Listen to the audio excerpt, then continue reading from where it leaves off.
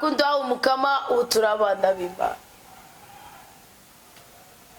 inema y'Imana ibe mu mitima yacu igwiriye rwose urukundo rw'Imana ruhobera amaranga mutima yacu maze muhabwe ubuzima buri mu bwiza n'ibyishimo abagwayi mwakire gukira mu izina rya Yesu Kristo abafite abo bagwaje mpore abagendanirwa n'umwuka bateze ikinyoma ni mwibohotse mu izina rya Yesu Kristo amaraso ya Kristo mugati ya cecekeshe nyukamo byaha bigundaniye mu mitima yacu bibabuza guhabwa umugisha n'umugwiza mu izina rya Yesu Kristo mubyibohoze ntukangwe n'imyaka waraguca ikinige cyiza cyo kugira utuwiteka nyagora ku ngoma mbohora rwose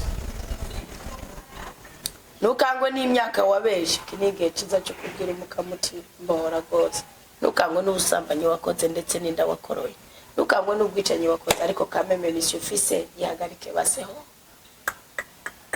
yagarike kandi Imana ikomera umugisha mu izina rya Yesu Kristo amen nuko rero uyu munsi turujuje imisi 40 tubwiye Imana ko dushaka idufoborere ku by'ukuri inkingi 40 zigaragaza yuko turabana bayo ko turabantu bakomeye ko turabantu badasanzwe inkingi ya 40 rero kuko tuzogera kuzitsimba neza tuvuga n'ingene tuzinjiramo ingene tutsi twara nk'akabando kacu nyine tukazambara tukazifuka tu so simba mwijire amina aleluya ase mukundika abantu mudakundi jambo ry'Imana inkingi ya 40 ni inkingi ivuga ngo ni kuzuza ubundi ni iki kuzuza ikintu kituzuye kuzuza ikintu kigice kuzuza ikintu kirivire iri jambo kuzuzwa ni jambo rifise ubudahangarwa ni jambo rishingiye ku budahangarwa kweri ico kintu kiba gifite uburenganzira bw'uko cakira ico bagiye kucuzurisha barutuza indobo bakayishamwa amazi y'amata inzoga no kuvuga ko bahuza indobo bakayishamwa kiba ari ikintu muri uwo mwanya kigenewe buriya kuzuza iyo tuvuga ngo kuzuzwa umutima mwerana ni ikintu kiba ku mwanya si ikintu duhorana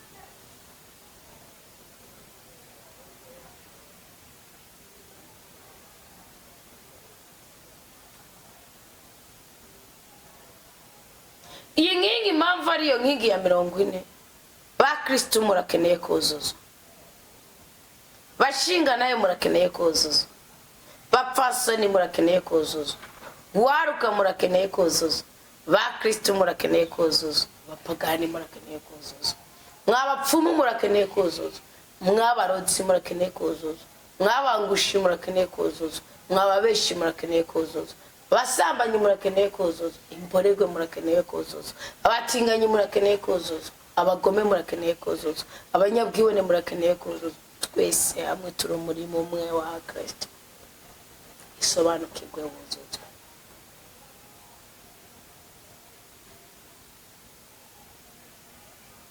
ndagomba tuganire gatoyi uburyo ukeneye kuzuzwa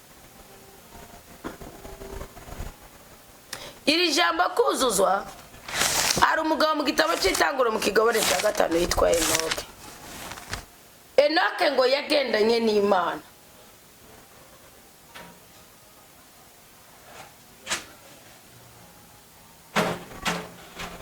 vingene Bibiri ivuga mu Mamuko ikigabane cya 5 murongo wa 21 ngo Enoke amasi imyaka 65 avyara Metushela ayobokera Imana arabyara abahungu n'abakobwa 23 myaka Enoke yamaze yose hamwe na 365 Metushela amaze imyaka 150 Enoke arayoboka Imana aciratsimangana kuko Imana yari yamujaye nuwa Enoke yari yakuwe mu mubiri yuzurizwa mu mwuka kuko Imana nuko kandi wa mubiri ntiyawukugwamo ngupfe bagiye tuvuga ngo yakuwe mu mubiri kuko yapfuye ubugingo bwagiye Enoke Imana yaramwujuje nayo Enoke Imana imutwara adahwereye imutwara adapfuye imutwara umubiri n'umutima iramutwara mu ijuru ngo Enoke yicaye mu ijuru umubiri umutima ukunyene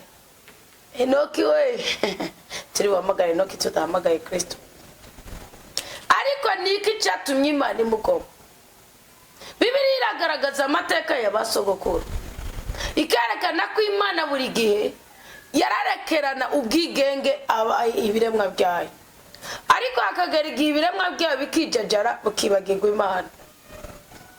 Bamaze kwibagirwa Imana, Imana yafata strategy yo kubashiraho icyo bokora kugira ngo nibagikore Imana ntibahane, ariko batagikoze bagahura n'igihano.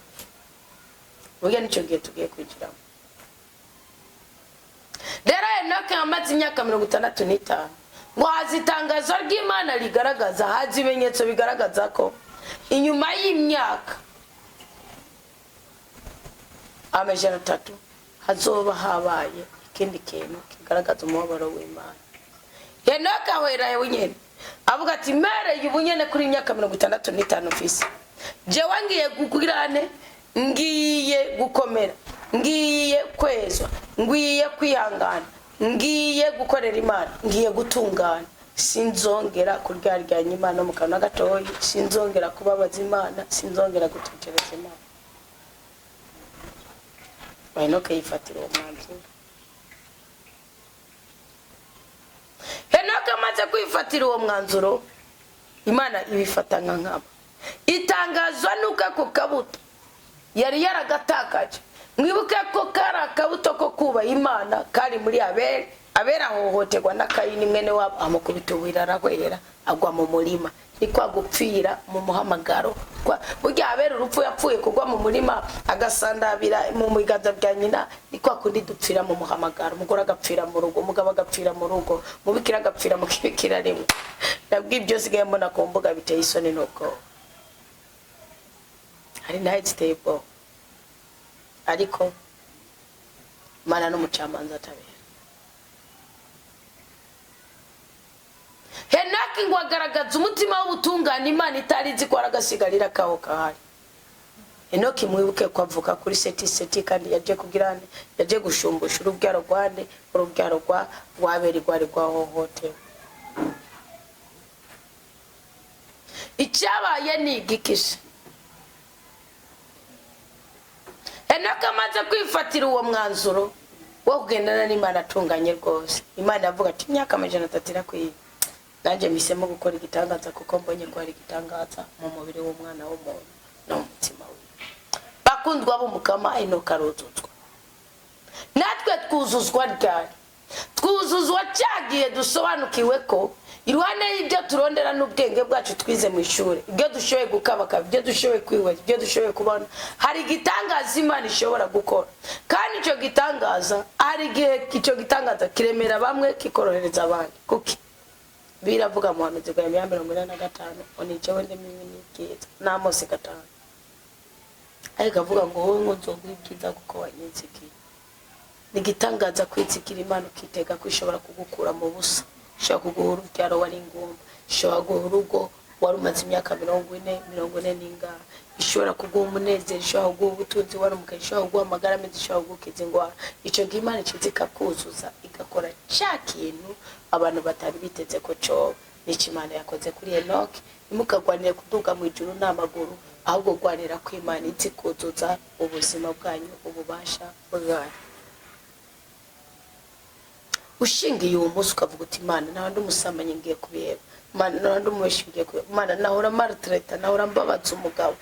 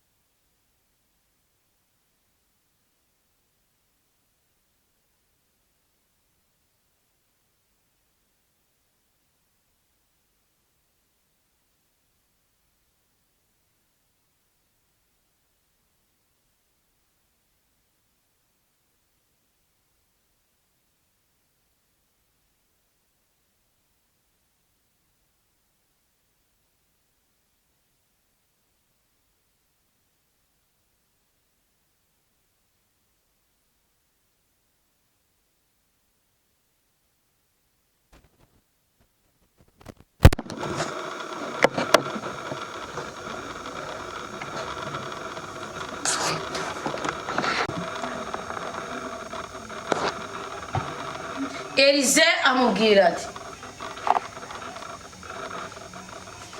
genda mu mihana utira udukarabo mu babanyi bawe bose, tira udukarabo tugaragara kandi ntutire dukeya, uraheza uce utaha uyugarane wewe n'abana bawe, uzurasuka ya mavuta muri utwo dukarabo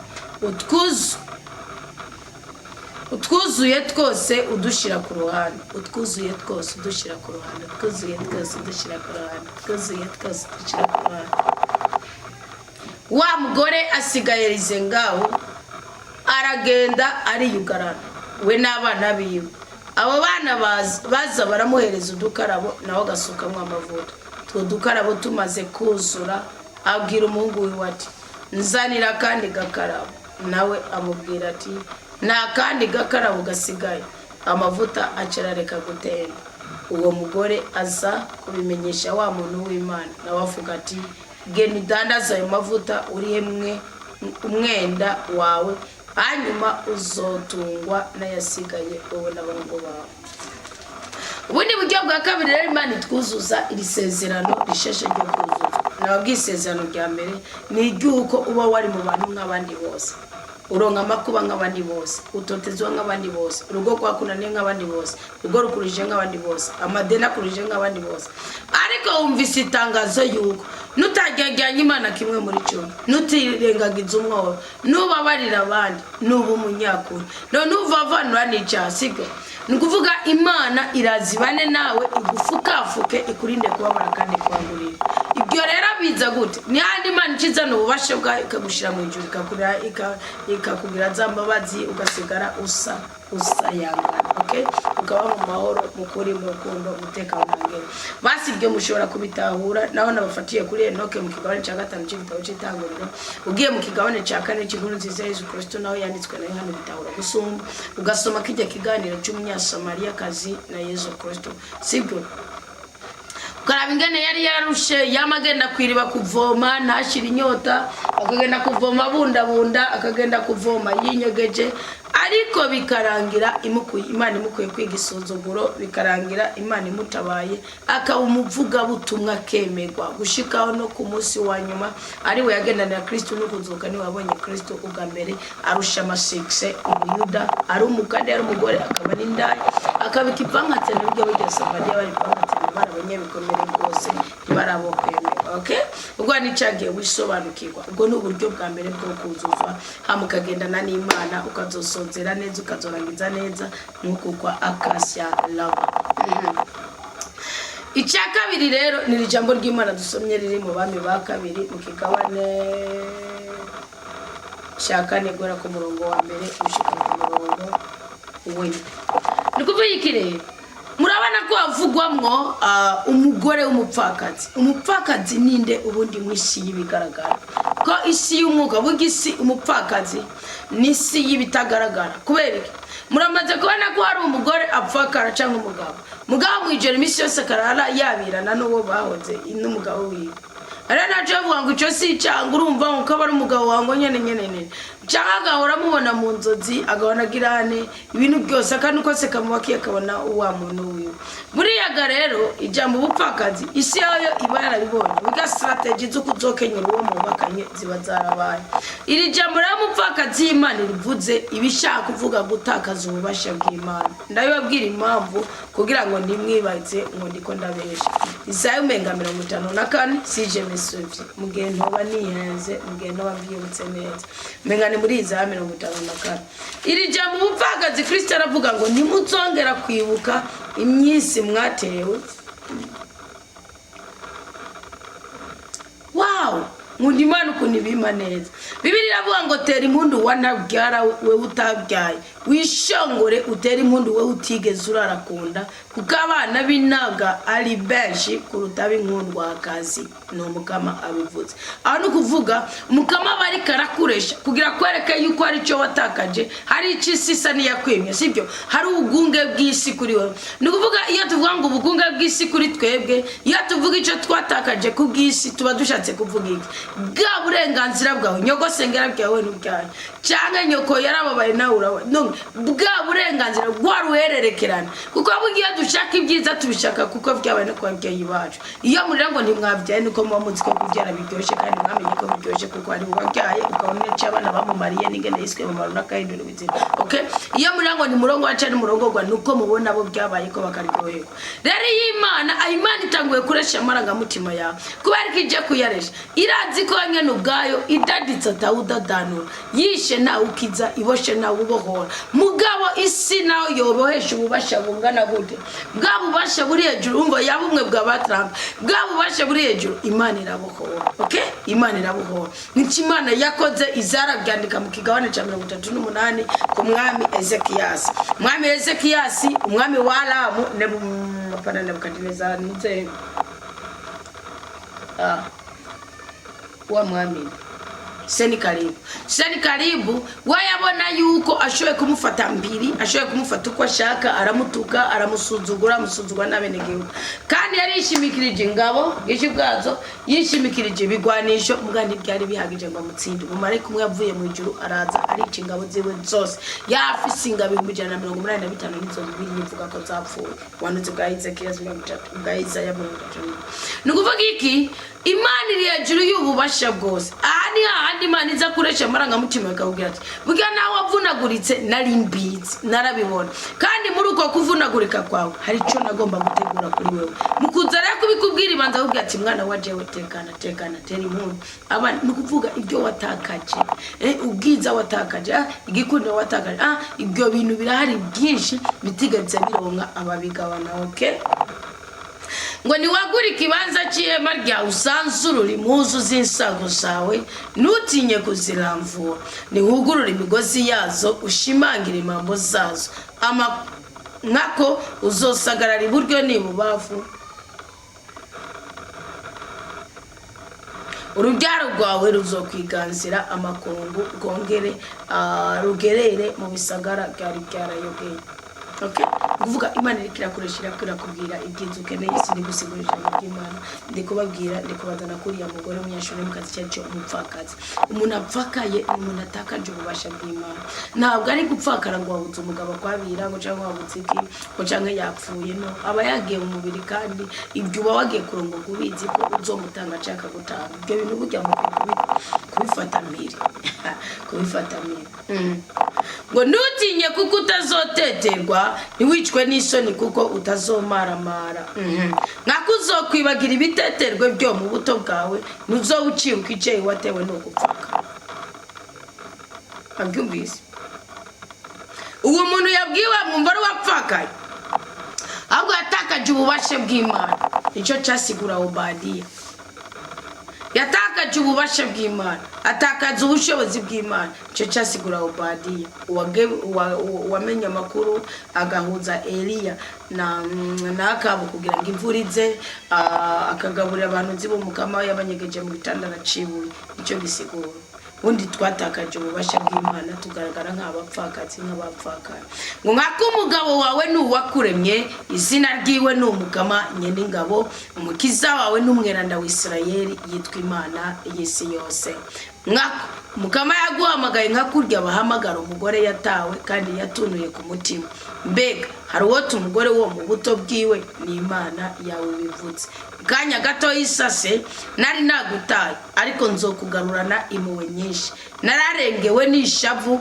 ndaheza ndaguhisha amaso yanje akanya gatoya ariko kubera ubuntu bwanje bw'amaho nzokugirira imbabazi nirivutswe n'umukiza wawe umukama izombera nko mu gihe cy'amazi ya Nowa aho narahira ko amazi yo mu gihe cya Nowa atagisubira kuzura ku isi n'ubu nyene ndarahiye ko nagisubira kukurakira canke ndagukarira nkako nayo imisozi yo hava imitumbi gatemba ubuntu bwanje bwo nibuzokuvirira kandi n'isezerano ryanje ry'amahoro nirizohava nirivuzwe n'umukama agufitiye imbuga wowe rero wumva ko uruhijwe wowe wumva ko wazungagijwe n'ibihuhusi ukabura n'umuntu n'umwe ashobora kuguhoza mukama arakubwirira ijambo ngo ngiye gukomeza amabuye yawe n'isima umushinge wawe ndawubakishe amabuye y'amasafiri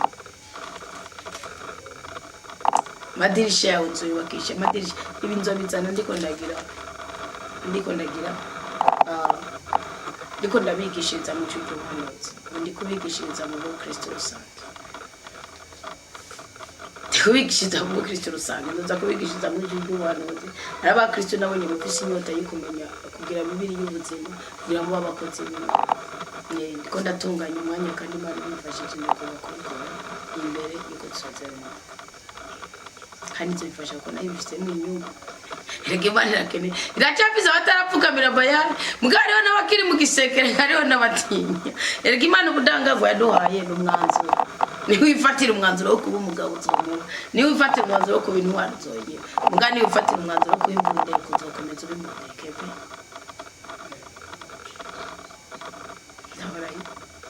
umunyasi umupfakazi rero wisarefate icyo bikoze nigiki we wafise agahinda kubera icyo yatakaje ariko nafise agahinda kubera icyo yatakaje naratakaza indangagaciro naratakaza amatwi yo kumvira ijwi ry'ubuhanuzi harya ariko baratakaje amatwi yo kumvira Elisa maze Elisa avuga ati nawe wa mugabo reka ibyo bintu hamwazi ufitiki agango mfise utuvuta duke mu gakara abahungu mufitiki Frank ufisiki Dio ufisiki Edwa ufisiki ngafise umutima abandi bacecetse usanga afise igitiko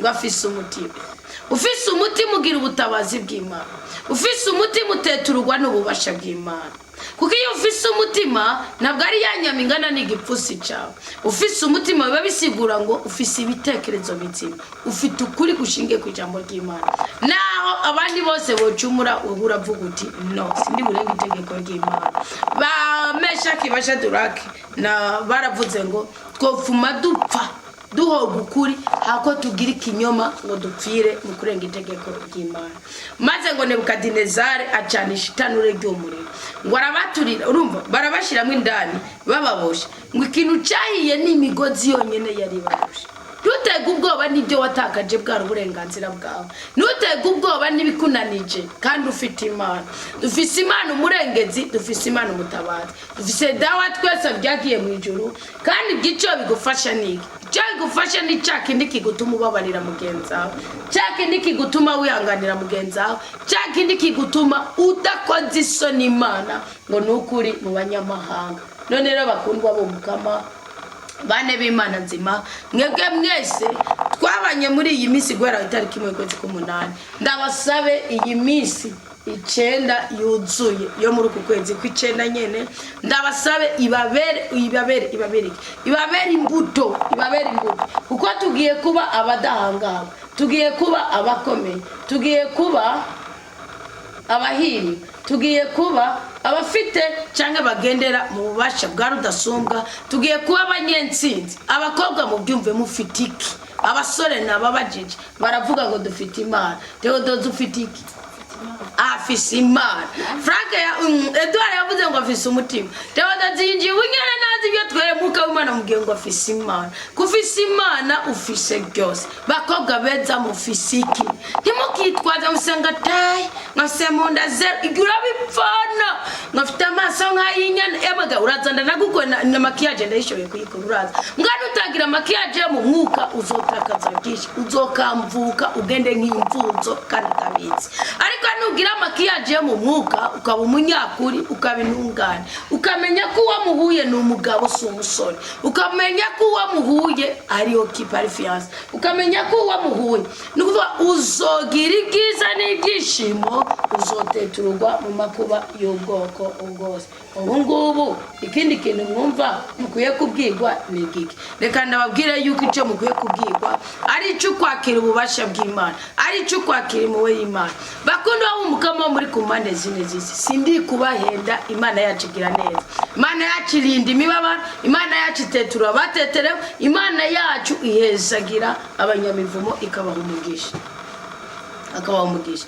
Rero muri iyo migisha mwumva namwe ni muyakire muyihabwe, kandi muyihabwe aho muri ku mpande zine z'isi, muyihabwe mu buzima bwanyu bwose, muyihabwe mu buzima musigaje kuri iyi si. Ibibatera imibabaro, ibibatera agahinda, ibibatera amasumbi yo mu marangamutima, mubyegegoye, kuko iruhande y'imibabaro duhura nayo hari ineza y'Imana mu buzima bwacu. Iruhande y'imibabaro duhura nayo hari ubudahangarwa bw'Imana mu buzima bwacu. Uwo ni umugisha wacu, ubwo ni ubutware bw'Imana muri twebwe, ibyo ni ibyiza by'Imana muri twebwe, ubwoko bw'Imana. Ngiki icyo bisigura gukugwa mu bupfakazi. Ubanza ubyumve ko nimba waratakaje itegeko ry'Imana, nimba waratakaje utuvuta, ni kakabobera ku rukundo, igomba gusobanukirwa utuvuta. Zaburi ya 23 Dawudi yaravuze ngo abobereza amavuta asa n'izahabu ku mutwe wacu. Bamabwira icyo nicyo kidukurisha ushani abasi bacu bakagwa konferi igitabo cya Esther.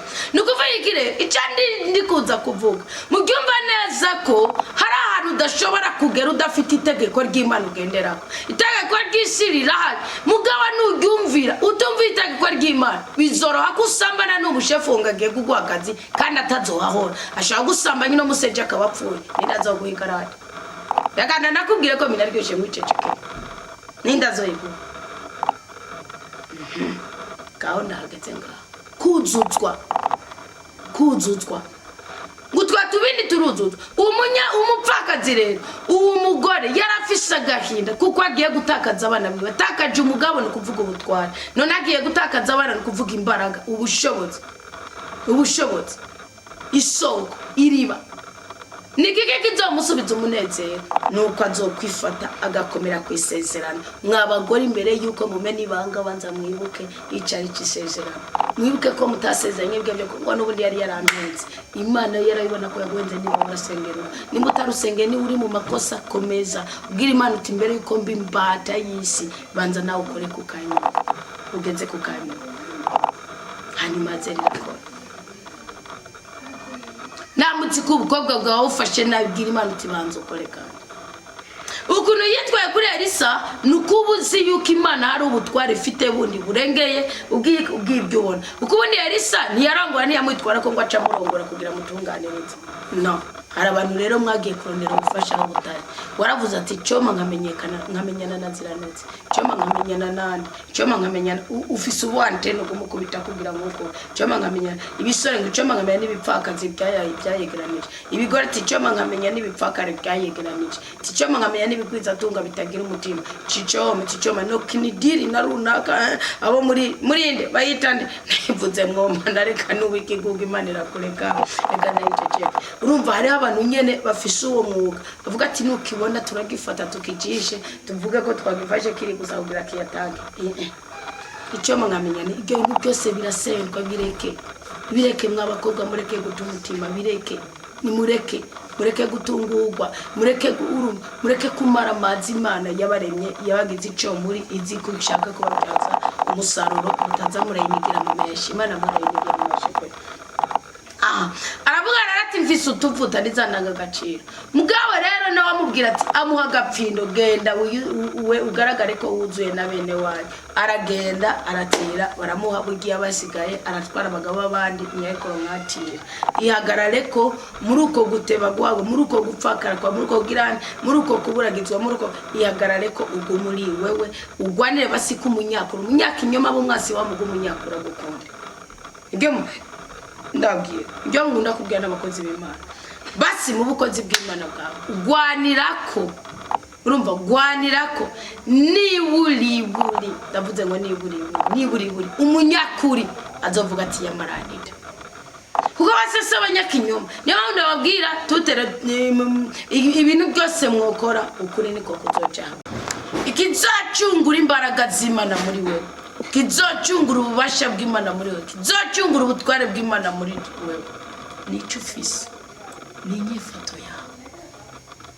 Ntukemere kuba umupfakazi, ntukemere guheranwa n'agahinda. Inyuma y'iyo mibabaro wagize, nyuma y'ibyo bisuzuguriro, nyuma y'uko guhemukirwa aracara ubundi buzima. Yujujwe gute? Hujujwe umutwaro wiwe, sibyo? kuko yari yamusabye gutira ibivomesho biri gusa. Mugabo afata kuri tuntu dukafise aruzuza. Vuga kubera ingeso nziza zawe uzohabwa ibyo mutima wawe ushaka. Kubera ingeso nziza zawe uzosubizwa ibyawe byanyazwe n'inziga. Kubera ingeso nziza zawe uzogarurirwa urugo rwawe. Kubera ingeso nziza zawe uzohabwa igikundiro, uhabwa urugo rwawe, uhabwa urubyaro rwawe. Ndasozereye nashaka ibintu bitatu byonyene byo kuzuzwa wumva icyo kuye gusaba Imana. Nimba ubona hari akavuyo avuga ngo intambara ngo ibiki utungane Imana izikuzuze muri ubwo buzima ubayemo.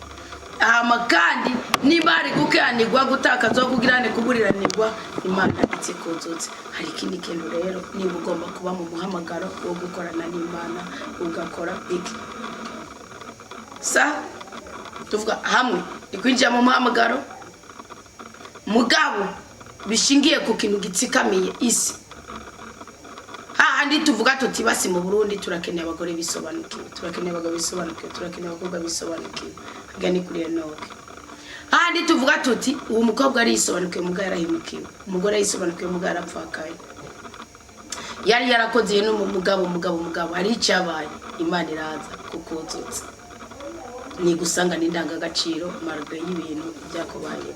Icyagatatu rero ubu turagiye mu muhamagaro. Ni hahandi uba icyo watorewe, icyo waremewe. Nimba ari kuba mama kugirwe mama mwiza, sibyo? Nimba ari kumvuga butumwa ari kwebera Imana ubikore mu buryo bw'ubugwa neza, mu buryo busobanutse, mu buryo budasanzwe. Aho niho tugenze, aho niho turi.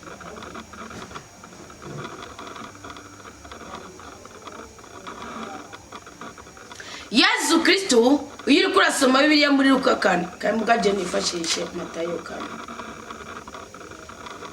ngo Yesu agezwa ni shetani akayitsinda. Yesu rero ajanwa na mutima mwiranda mu bugaragwa ngo agezwe ni shetani. No muri Mariko 1:12 gushika ku 13 arabivuga cyangwa Luka 4 gushika ku 13.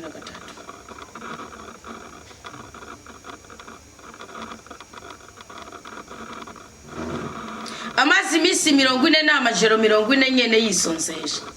Wibuke ko tumaze misi 40 tubwira Imana, tubyuka saa 6, tubyuka saa 9, iduhe iki. Uyu munsi rero isezerano niryo ritwinjiza muri ya nkingi. Arate barasonza. Uwo mwosha mubara amwegereye amubwira ati ni wabura umwana w'Imana bwiriza ya mabuye acika imikati. Nawe mwishura ati handitse yuko umuntu atabeshwaho n'irya gusa kwabeshwaho kandi n'ijambo ryose riva mu kanwa k'Imana. Amugerageresheje inzara. Birasigura iki? Ibintu byose umubiri gusabye ntabwo ari ngombwa ngo ucuyuwe. Umubiri ushobora gusaba gusambana ukumva kugira ubwere udasambanye. Umva utarose ingene uwo musambana ukumva nyene ko ushobora gupfa ugahwera. Utarose ugwa ngo uboregwe ukumva ko ushobora gupfa ugahwera. Siko warukwiye kubyitwara. Shetani rero imujana mu gisagara ceranda imushira ku munara w'ingoro y'Imana. Ku munara w'ingoro y'Imana imubwira iti ni wabura umwana w'Imana ikororere hasi kukwanditseho azotegeka abamarayika biwe baguterure mu minwe yabo uwoye gutsitaza ikirenge kwibura. Yesu ayibwira ati handitse kandi ngo ntuzugeze mukamana. Bwa bintu byo kuvuga Mana narambiwe we Mana ibi byabaye uriye byawugirane kugomba ko uhora mu bitangaza gusa. Hari gihe bizosaba kwigitangaza ukirindirana umutima wihanganye. Shetani yongera kumujana ku musozi muremure cyane imwereka ubwami bwose bwo kwisi n'ukuntu buteye igomwe. Imubwira iti byo byose ndabiguhereza ni wapfukama ukasenga. Yesu nawe yishura ati gwa hiyo wa Shetani we kuko handitse ngo uzosenga umukama Imana yawe uyikorere yose. Ni kuvuga aho naho yari kimugerageresha icyubahiro. Shetani ndayiramureka abamarayika nabo baramwegera baramukenurira. Mwumva ko gukenurirwa ni kuzuzwa, sibyo? Gukenurirwa ni kuzuzwa. Ibi bintu rero ni kuvuga ubukunzi bw'inda no irarira ry'umubiri, sibyo? Irarira ry'umubiri, kutihangana, ibishobisho no kugira iki n'icyubahiro. Ni ibintu bitatu tugiye kuzamukirako. Ibintu bitatu tugiye kuzamukirako. Ugwanyira ry'inda,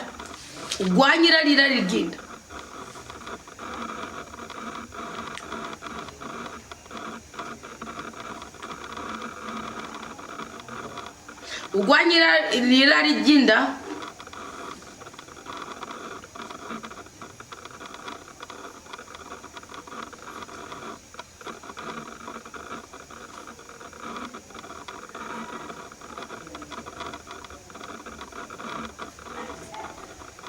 ureke guharanira icyubahiro birenze abantu guharanira icyubahiro gushika no kwica mu kwica.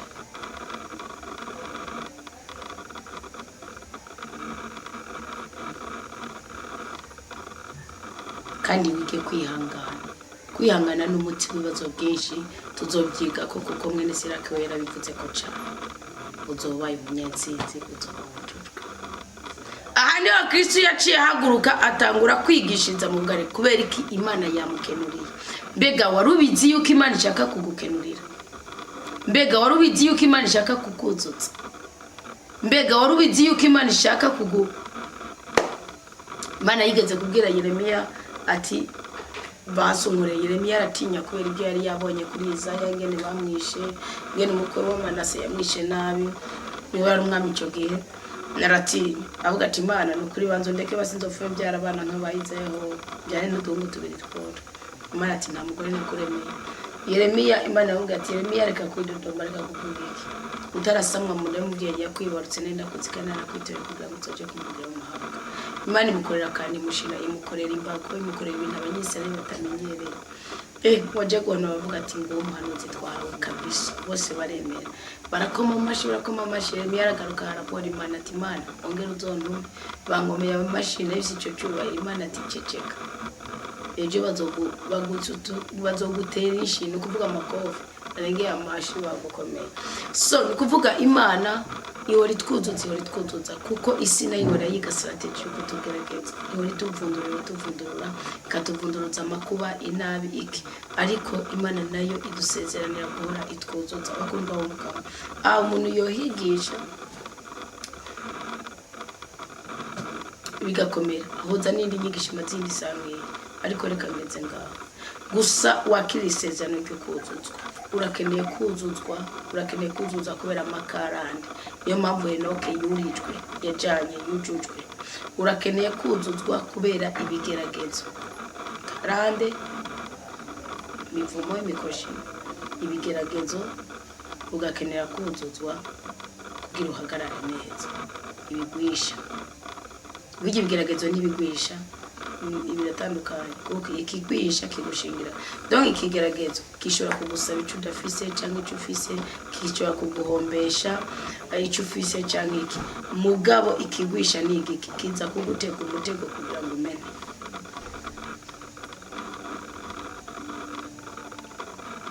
Urakeneye kuzuzwa kubera imibabaro uhura nayo, ubupfakazi n'ubwapfakazi. Hama kandi urakeneye kuzuzwa kugira ngo uhagarare neza mu muhamagaro wawe. Nabyumvise vuga ngo ndabyakiriye. Ibyo rero abakobwa murabikeneye, abagabo murabikeneye, abagore murabikeneye, abasaserdoti murabikeneye, abafurira murabikeneye, ababikira murabikeneye, abatware murabikeneye, abandi murabikeneye. Kambishiye ko Imana ibintu sibyo no.